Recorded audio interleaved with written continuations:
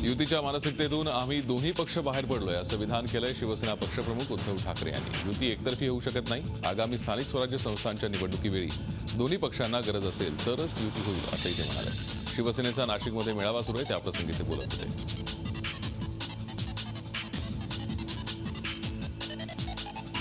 विधानसभा काय आणि महापालिका काय इथे युती नाहीये। म्हणजे आता जर का पाहिलं तर युती नाहीये आणि युती ही एकतर्फी होऊ शकत नाही। आम्ही किती म्हटलं युती युती युती आणि त्यांनी नाही म्हटलं। मला असं वाटतं की आता युतीच्या मानसिकतेतून दोन्ही पक्ष बाहेर पडलेले आहेत। पूर्वीची युती ही एका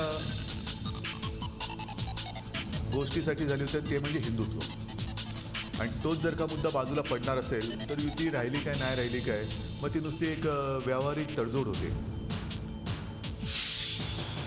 काँग्रेस राष्ट्रवादीने जे केलं तेच सेना भाजप करते त्यामुळे भांडत बसू नका नाहीतर पुढच्या पंचवार्षिक निवडणुकीला तुमची सत्ता जाईल असा इशारा युतीच्या घटक पक्ष असलेल्या रिपाईचे नेते खासदार रामदास आठवलेंनी सेना भाजपला दिलाय। ते जळगावात बोलत होते। सेना भाजपच्या भांडणामुळे जनतेमध्ये संभ्रम निर्माण झालाय। त्यांनी एकत्रित राहून काम केलं पाहिजे अशी अपेक्षा करत आपण या संदर्भात मुख्यमंत्री तसंच शिवसेना पक्षप्रमुख उद्धव ठाकरे यांची भेट घेणार असल्याचंही ते म्हणाले।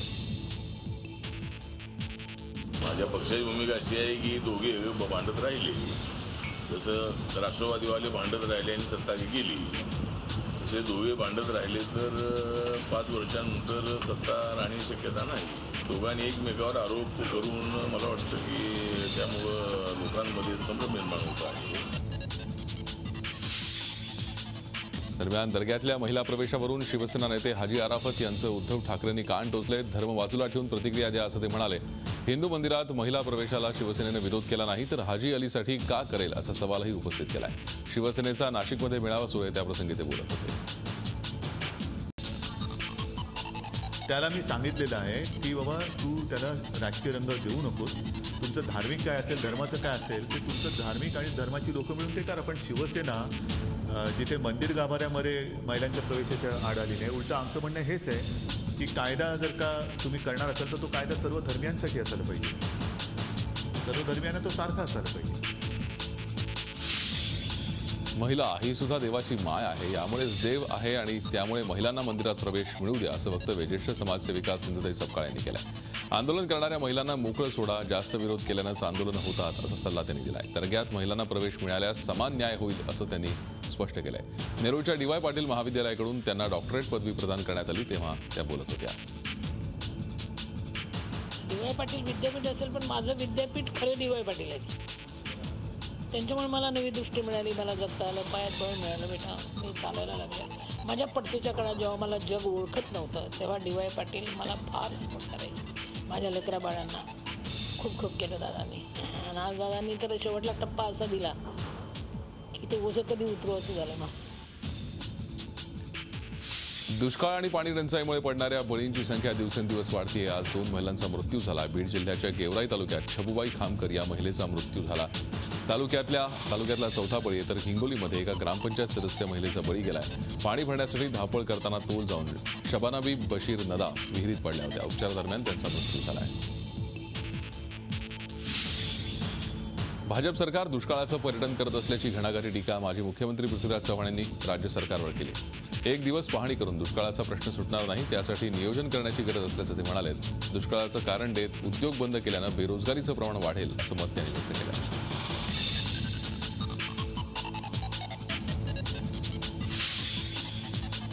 मनसे अध्यक्ष राज ठाकरे यांनी बीडच्या वडवणी तालुक्यातील बाहे गव्हाणमधल्या दुष्काळग्रस्तांशी संवाद साधला। राज गेल्या 4 दिवसांपासून मराठवाड्याच्या दौऱ्यावर आहेत। लातूर उस्मानाबाद नंतर आता राज बीड जिल्ह्यातील काही गावांना भेटी देत आहेत। सातारा जिल्ह्यात आयोजित एका कार्यक्रमात विधान परिषदेचे सभापती रामराजे नाईक निंबाळकर यांना शरद पवार यांच्या हस्ते जीवन गौरव पुरस्कार प्रदान करण्यात आला। जीवन गौरव पुरस्कार म्हणजे एक प्रकारे निवृत्तीच असते मात्र त्यापासून केवळ पवारच आपल्याला थांबवू शकतात असं यावेळी रामराजे नाईक निंबाळकर म्हणाले। रामराजे यांच्या याच विधानाचा धागा पकडत पवारांनीही एक खुलासा केला।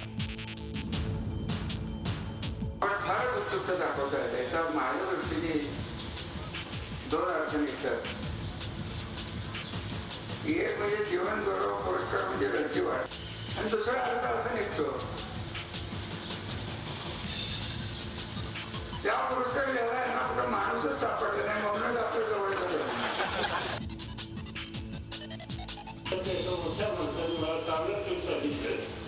की जीवन पुरस्कार अजिबात दिला तर तुम्हाला आणखी काम करायचे. ते जीवन पुरस्कारामध्ये रामराजे म्हणले लोकशाही जीवन खरी आहे की तो एक संदेश आहे. ग्रामविकास मंत्री पंकजा मुंडेंबाबत चुकीचं वक्तव्य करणाऱ्या राष्ट्रवादी काँग्रेसचे प्रवक्ते नवाब मलिक यांच्या विरोधात सांगलीत आंदोलन करण्यात आलं. भारतीय जनता युवा मोर्चाच्या कार्यकर्त्यांनी मलिक यांच्या प्रतिकात्मक पुतळ्याची गाढवावरून धिंड काढली. यावेळी जोरदार घोषणाबाजी करत मलिक यांनी पंकजा मुंडेंची माफी मागावी अशी मागणी करण्यात आली. माफी मागितली नाही तर तोंडाला काळ फासू असा इशारा यावेळी देण्यात आला. बीड जिल्हा रुग्णालयात 4 रुग्णांचे डोळे निकामी झाले. ऑपरेशननंतर डोळे सलाईनच्या पाण्यानं धुताना इन्फेक्शन होऊन एकूण 5 जणांचे डोळे निकामी झाले. सुभद्रा भोसले, भागुबाई विघ्ने, भानुदास विघ्ने, मल्लाबाई जमदाडे आणि विठ्ठल काळे यांची दृष्टी अधू झाली आहे. आपले डोळे त्यांना गमवावे लागले. 16 रुग्णांच्या डोळ्यांवर शुक्रवारी शस्त्रक्रिया झाली होती. त्यापैकी 5 जणांना त्रास झाला. या 5ही जणांना मुंबईच्या जे हॉस्पिटलमध्ये हलवण्यात आलं. मात्र त्यापैकी फक्त एकाच रुग्णाचे डोळे वाचवण्यात डॉक्टरांना यश आलंय. जे नंतरचे 5 ऑपरेशन झाले ते मात्र इन्फेक्ट झाले आणि ते आम्हाला म्हणजे ऑपरेशन करताना तर काही दिसलं नाही आहे. ते आम्ही सलाईन वगैरे वापरलं त्यात चांगलं होईल असं म्हणून आम्ही दुसऱ्या दिवशी उघडलं तर सगळं इन्फेक्टेड दिसलं. सलाईनमध्ये दोष हे आम्हाला अगोदर कळू शकत आहे ना. तर ते जे आहे सलाईन आम्ही वापरलेले 5 पेशंटसाठी त्या पेशंटला मात्र सगळं इन्फेक्ट झालं. कोणत्याही प्रकारच्या शस्त्रक्रिया झाल्यानंतर जंतू संसर्ग होतच असतो असा दावाही शोध राज्याचे आरोग्यमंत्री दीपक सावंत यांनी लावला. बीड जिल्हा रुग्णालयात नेत्र शस्त्रक्रिया झाल्यानंतर 4 रुग्णांचे डोळे निकामी झाले होते. या घटनेची माहिती मिळताच दीपक सावंत बीड जिल्हा रुग्णालयात दाखल झाले. रुग्णांची पाहणी केल्यानंतर त्यांनी हे विधान केलंय. दरम्यान या प्रकरणी जंतू संसर्ग कशामुळे झाला याची चौकशी करणार असून दोषींवर कारवाईचं आश्वासन सावंत यांनी दिलं आहे.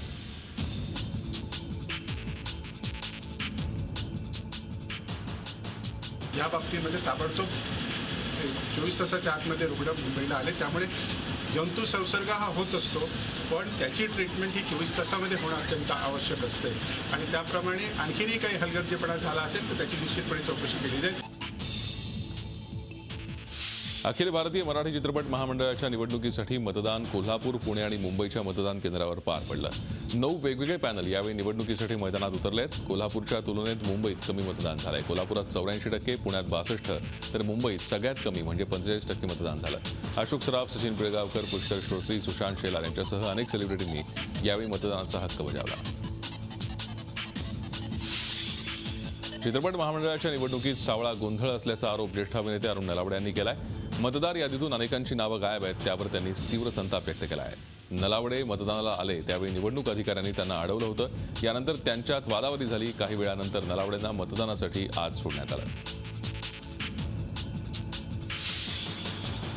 कैदी, तुरुंग आणि सरकारी रुग्णालय याचं नातं नेमकं काय आहे हे सर्वसामान्यांच्या लक्षात येणं कठीण आहे. 30 कोटी रुपयांच्या घोटाळ्यात आरोपी असलेला शेखर चांद्रशेखर गेल्या 4 महिन्यांपासून मुंबईतल्या राजावाडी रुग्णालयात राजेशाही थाटात राहत होता.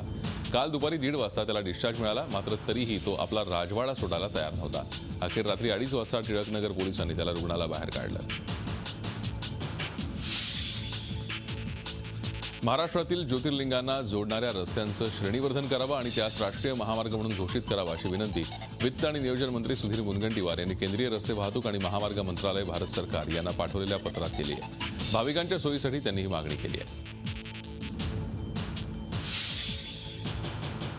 नांदेडमध्ये अवैध सावकारीचं प्रकरण उघडकीस आलंय. कंधार तालुक्यातील भुत्याची वाडी इथे हा प्रकार घडलाय.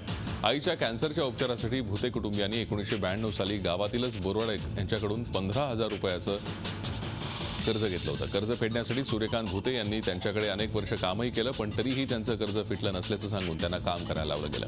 याबाबत भुते यांनी तक्रार केल्यानंतर पोलिसांनी किशन बेरोडे आणि काशीनाथ बेरोडे यांच्या विरोधात अवैध सावकारी कायदा 2014 नुसार गुन्हा दाखल केला आहे. अर्जदार जे आहे त्यांनी 1992 15,000 रुपये त्याच्या आईच्या आजार असल्या कारणाने 15,000 रुपये उधार घेतलेले होते. त्याच्यामध्ये त्यांनी वेळोवेळी परतफेड करून मुद्दल घेतल्यानंतर व्याजाची मागणी केलेली होती. त्यानुसार संबंधित गुन्हा दाखल करण्यात आलेला आहे. पुणे जिल्ह्यात वणवा लागण्याचे प्रकार वाढलेत. पानशेत धरण परिसरात शनिवारी संध्याकाळी वणवा भडकला पण हा वणवा नियंत्रणात आणण्याची उपाययोजनाच अस्तित्वात नसल्याचं या निमित्तानं पुढे आलंय. ही आग लागली नसून लावण्यात आल्याचं सांगितलं जात आहे. यवतमाळच्या टिपेश्वर वन्यजीव अभयारण्याला लागलेल्या आगी प्रकरणी हलगर्जीपणाचा ठपका ठेवून वनपरिक्षेत्र अधिकारी गजय लांबाडे यांना निलंबित करण्यात आला.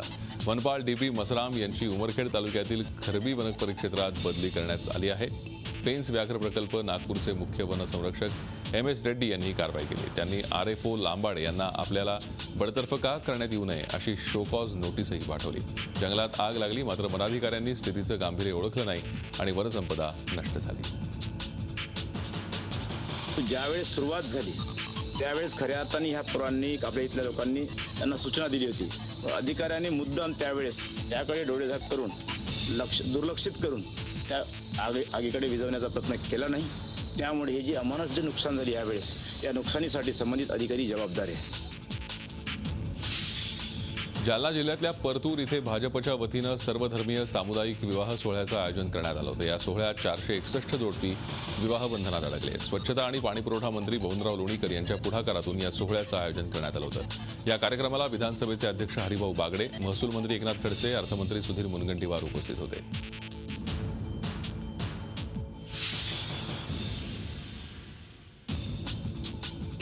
पश्चिम रेल्वेवरील वैतरणा पुलाचं गर्डर टाकण्याचं काम सुरू असल्यानं पश्चिम रेल्वेनं सफाळा वैतरणा दरम्यान 10.25 तासांचा जम्बो ब्लॉक हाती घेतला. या मेगा ब्लॉकमुळे लग्न सराई, परीक्षा आणि इतर कारणांनी मुंबईकडे येणाऱ्या आणि मुंबईहून येणाऱ्या प्रवाशांना त्रास सहन करावा लागला.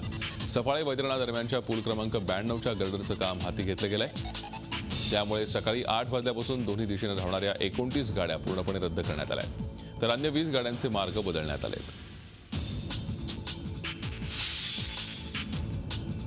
10वीच्या कलमापन चाचणीचा ऑनलाईन निकाल सोमवारी जाहीर होणार आहे. दुपारी 1 वाजता www.ivgs.ac.in या संकेतस्थळावर हा निकाल घोषित करण्यात येईल.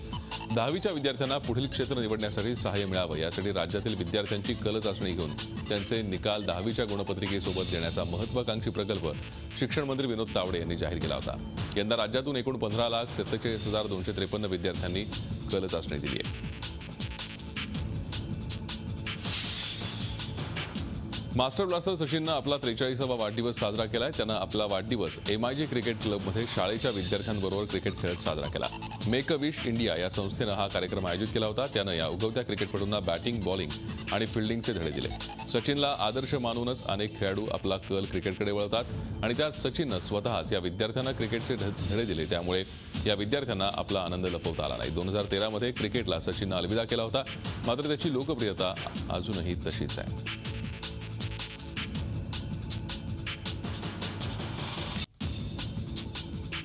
दिल्लीच्या पर्ल बिझनेस पार्क इमारतीला भीषण आग लागली आहे. दिल्लीच्या गजबजलेल्या पीतमपुरा इथल्या नेताजी सुभाष पॅलेस भागात ही इमारत आहे. या आगीवर नियंत्रण मिळवण्यासाठी अग्निशमन दलाच्या 15 गाड्या घटनास्थळी रवाना झाल्या. रुपयांचं कर्ज थकवून विदेशी पळून गेलेल्या विजय मल्ल्याचा पासपोर्ट विदेश मंत्रालयानं रद्द केलाय. अंमलबजावणी संचालनालयानं केलेल्या अर्जानुसार आणि दिलेल्या पुराव्याच्या आधारे विदेश मंत्रालयानं ही कारवाई केली आहे. विजय मल्ल्या सध्या देशाबाहेर आहे. मल्ल्यानं कोणत्याही नोटीसीचं उत्तर अजून दिलेलं नाही.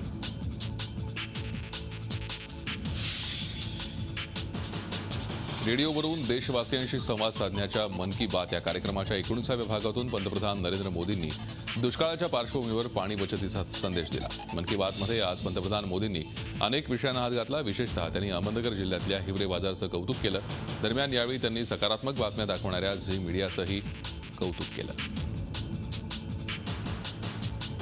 महाराष्ट्र के अहमदनगर जिले के हिवरे बाजार ग्राम पंचायत और वहाँ के गांव वालों ने पानी को गांव का एक बहुत बड़ा संवेदनशील इशू के रूप में एड्रेस किया.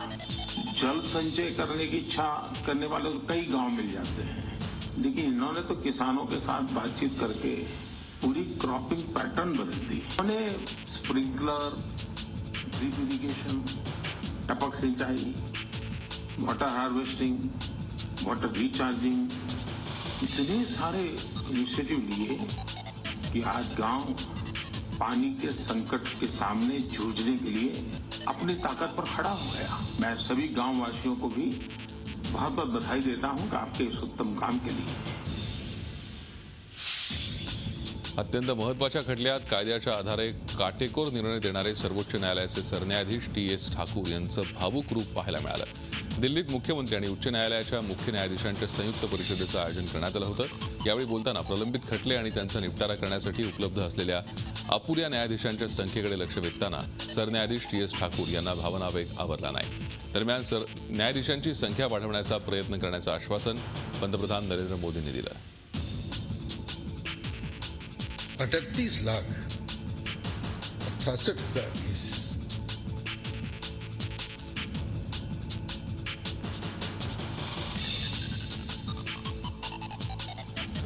को निपटाने के लिए कितने आदमी चाहिए, कितने जज चाहिए? ये बात हम क्यों नहीं समझते?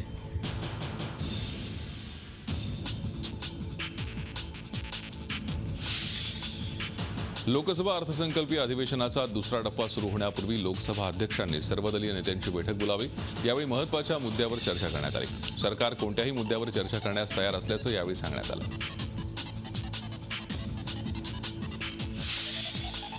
पंतप्रधान मोदींच्या जागेवर प्रकाश करात यांचा मॉक फोटो प्रसारित करून तृणमूल काँग्रेस खासदार डेरेक ओब्रायन अडचणीत आलेत। प्रकाश करात यांनी या प्रकरणी ओब्रायन यांच्या विरोधात तक्रार नोंदवली आहे। या प्रकरणी भाजप देखील कायदेशीर कारवाई करणार आहे।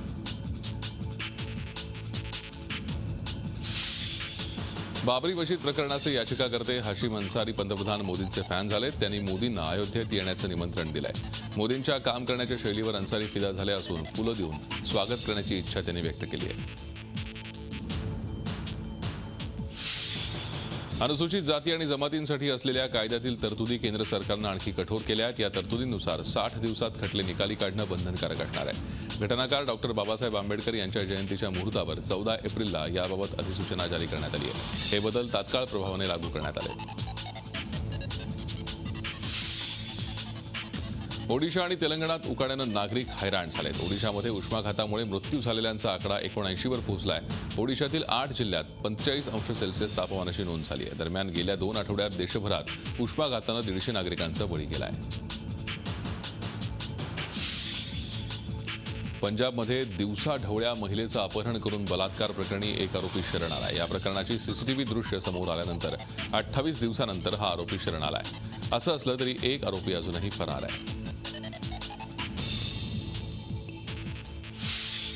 3 दिवस ब्रिटन दौऱ्यावर असलेले अमेरिकेचे राष्ट्राध्यक्ष बराक ओबामा यांनी ब्रिटिश पंतप्रधान डेव्हिड कॅमरून यांच्यासोबत गोल्फ खेळण्याचा आनंद लुटला। अमेरिकेच्या राष्ट्राध्यक्ष बराक ओबामांनी आपल्या व्यस्त वेळापत्रकातून वेळ काढत गोल्फ खेळण्याचा आनंद लुटला।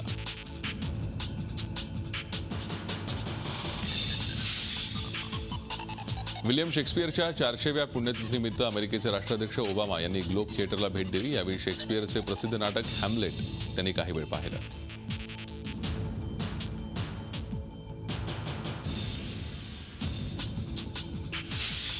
इक्वेडोरमध्ये मागच्या आठवड्यात झालेल्या भूकंपात मृत पावलेल्यांची संख्या आता 646 वर गेली आहे। पंतप्रधान राफाएल कोरिया यांनी एका वृत्तवाहिनीला दिलेल्या मुलाखतीत ही माहिती दिली आहे। जवळपास 7,000 इमारती या भूकंपात कोसळल्या आणि 26,000 भूकंपग्रस्त शासनानं बांधलेल्या शिबिरात राहत असल्याची माहिती आहे।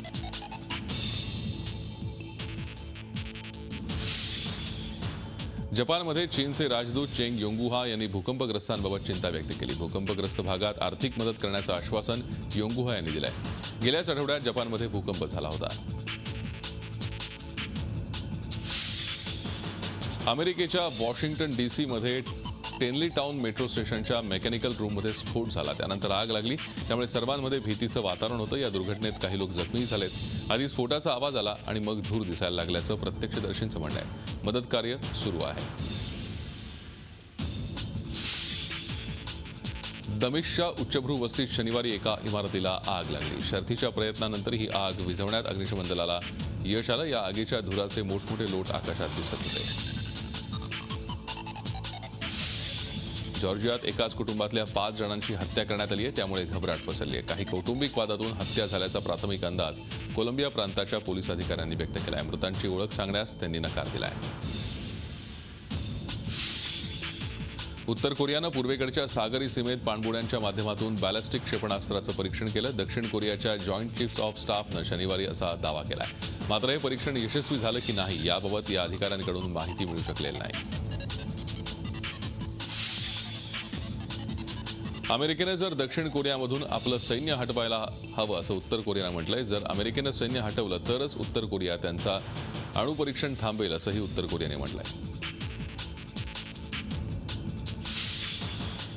चीनच्या झियांग प्रांतात एका पोलीस अधिकाऱ्याच्या सतर्कतेमुळे मोठा अपघात टळला. या पोलीस अधिकाऱ्याला रस्त्यावर अचानक एक मोठा खड्डा दिसला, जो सहजासहजी दिसत नव्हता. खड्डा दिसताच त्यानं रस्त्यावरून जाणाऱ्या वाहनांना आणि पादचाऱ्यांना सतर्क केलं.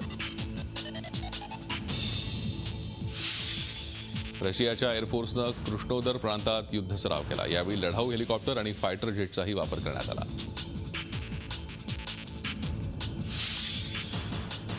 बांगलादेशच्या उत्तर पश्चिमेकडच्या दहशतवाद्यांनी युनिव्हर्सिटीचे प्रोफेसर रिजाउल करीम सिद्दीकी यांची हत्या केली. 2 ते 3 जणांनी ही हत्या केल्याचं पोलिसांनी सांगितलं. हे सर्वजण मोटरसायकलवर आले होते. या हत्येचं स्वरूप इस्लामिक स्टेटच्या दहशतवाद्यांच्या हत्या करण्याच्या स्वरूपाशी मिळतं-जुळतं आहे. स्वीडिश राजघराण्यातील नव्या बाळाच्या जन्माच्या 4 दिवसानंतर फोटो प्रदर्शित करण्यात आला आहे. स्वीडन प्रिन्स कार्ल फिलिप्स यांची पत्नी सोफिया हिनं डायनाडोरेड हॉस्पिटलमध्ये या बाळाला 19 एप्रिलला जन्म दिला. बाळाच्या जन्मानंतर फोटो पाहण्यासाठी लोकांमध्ये उत्सुकता होती.